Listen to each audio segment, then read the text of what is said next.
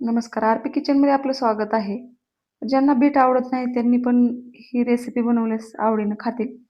तर एकदम छान अशी रेसिपी आहे. व्हिडिओ स्किप न करता शेवटपर्यंत बघा.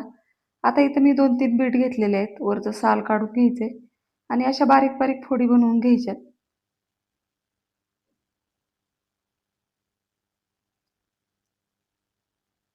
आता जेवढ्या होईल तेवढ्या बारीक फोडी बनवून घ्यायच्यात बीटच्या.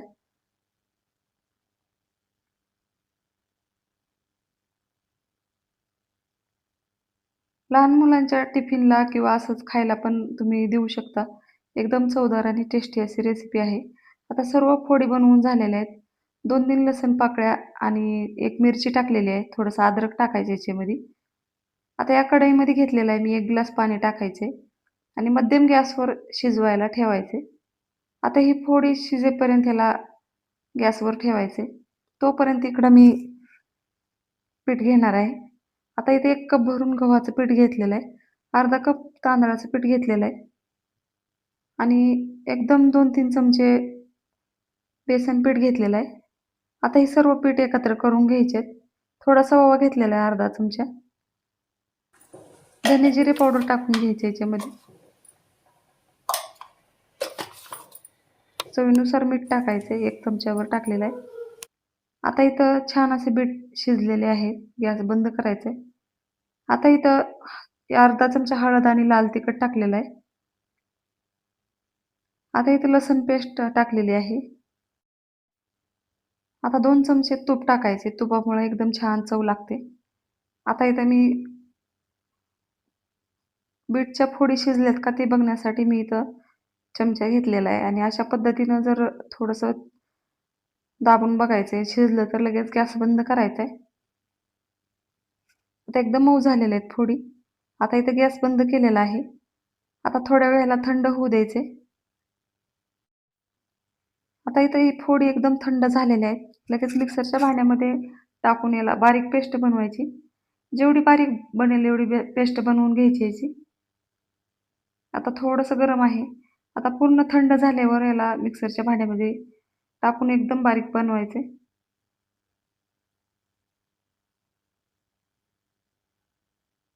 आता इथं एकदम बारीक अशी पेस्ट बनलेली आहे बघू शकता. आता सर्व एकत्र करून घ्यायचे. आता आपण जे पीठ घेतलं होतं त्या पिठामध्ये टाकून घ्यायचे.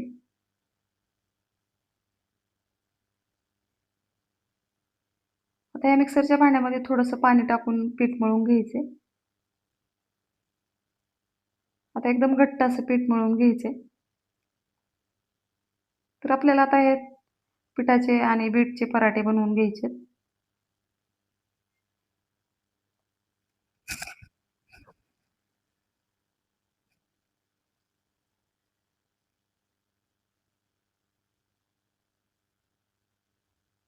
आता थोडं-थोडं पाणी घालून एकदम छान असं घट्ट पीठ मळून घ्यायचंय.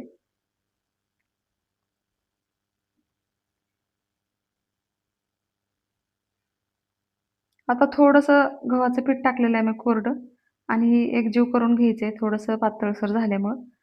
आता छान असं पीठ मळून झालेलं आहे. थोडंसं तूप किंवा तेलाचा हात लावून एकदम छान असं मऊ करून घ्यायचंय.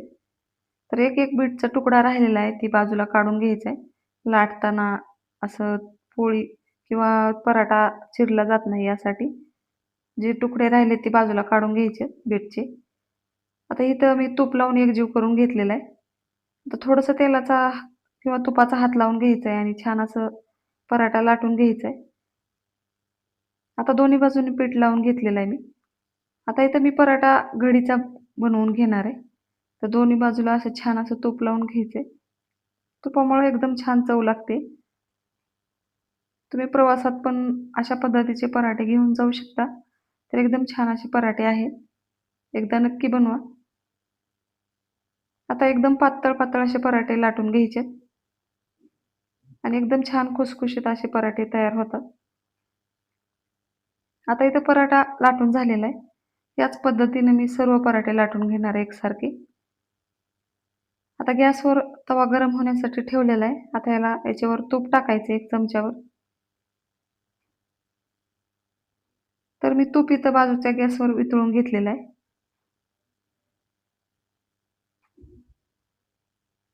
आता मध्यम गॅसवर छान खमंग असं पराठा भाजून घ्यायचा आहे. आता दोन्ही बाजूनी तूप लावून घ्यायचं याला.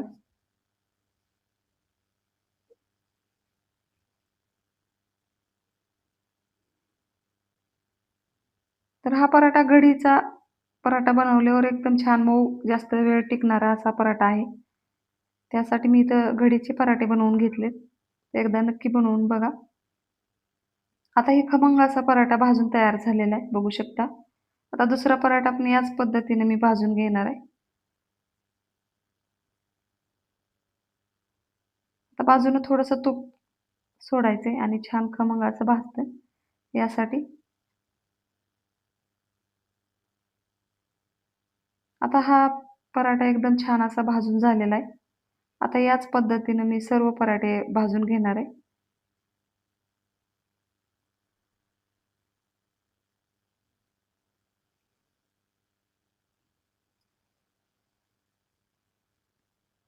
बघू शकता एकदम छान असा पराठा तयार झालेला आहे. सर्व पराठे आता बीटचे तयार झालेले आहेत. तर बघू शकता.